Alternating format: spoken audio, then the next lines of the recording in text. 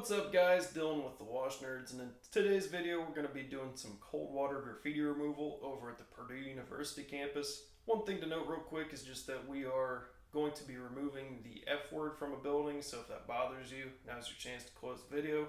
But the product that we will be using is actually called Elephant Snot. So this is a brush on product. It's kind of goopy, kind of slimy, and you just apply the product and then rinse it off with a pressure washer. But the thing that bothered me about a lot of the videos out there demonstrating this product, including from the manufacturer, is that they just use a hot water system, which if you've ever done other jobs like oil stain removal, you know that that can make all the difference in the world. So I wanted to give this a true test with just brush on, single application, and a cold water system to see what the results would be like. As promised, here's the artwork somebody put on the side of a student building at Purdue. So obviously they just wanted to get this taken down and out of there as quickly as possible. First step in this whole process is just to mix the product thoroughly.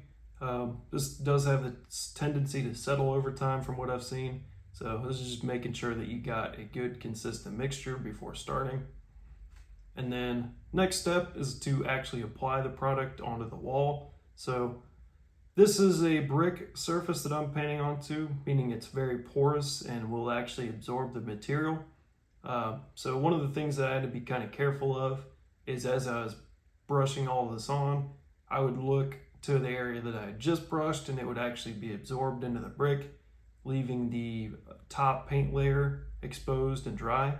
So I wasn't 100% sure if that would still come off since it had been covered originally, or if it would not, but I didn't want to chance it with the high dwell time that this product has.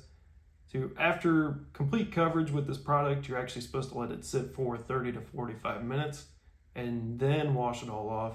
But I didn't want to wait that long. If I did miss a little dry spots, I just went ahead and recoated everything. In total, this did take me about 45 minutes to brush everything on. In hindsight, I definitely would have just grabbed a little 1/2 inch or 3/4 nap roller and use that instead. I probably could have covered this in a third of the time, saving me time and money. Speaking of money, for this job, we ended up charging a total of $425. Product itself was about $110 on Amazon at the time. And then the chip brush plus gas to get there, probably another $15-20. So all in, I think we're at about $125 in materials for this one.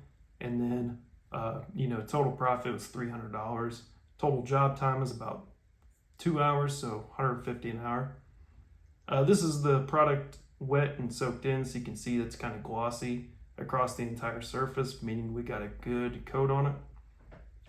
And then you can see I'm starting to wash the building with the 25-degree fan tip. It looks like I'm super close to the wall, but it's because I'm using a tip that's actually slightly bigger than what my machine's rated for. So it's not putting a ton of pressure to the surface. It did seem to come off with fairly little pressure. I didn't have to absolutely blast this at point blank range or anything. So yeah, I'm just working down the wall. And there were a couple tiny little light spots that I could tell probably dried or I just flat out missed. So I did have to go back at the very end and recoat those. And I did not wait the additional 30 to 45 minutes. I just hit them after about 5 to 10 minutes and they came off no problem. But yeah, I mean, you guys can see that this cold water worked just fine with this Elephant Snot. So I would definitely not shy away from using this product with cold water. You just gotta be a little bit cognizant of the fact that you should use the full dwell time, I would say, for the initial coating. Just since it's not hot water, so it's not gonna help loosen up that paint quite as well. But yeah, I mean, graffiti removal is definitely an easy service and a great one to build relationships with some of your commercial clients.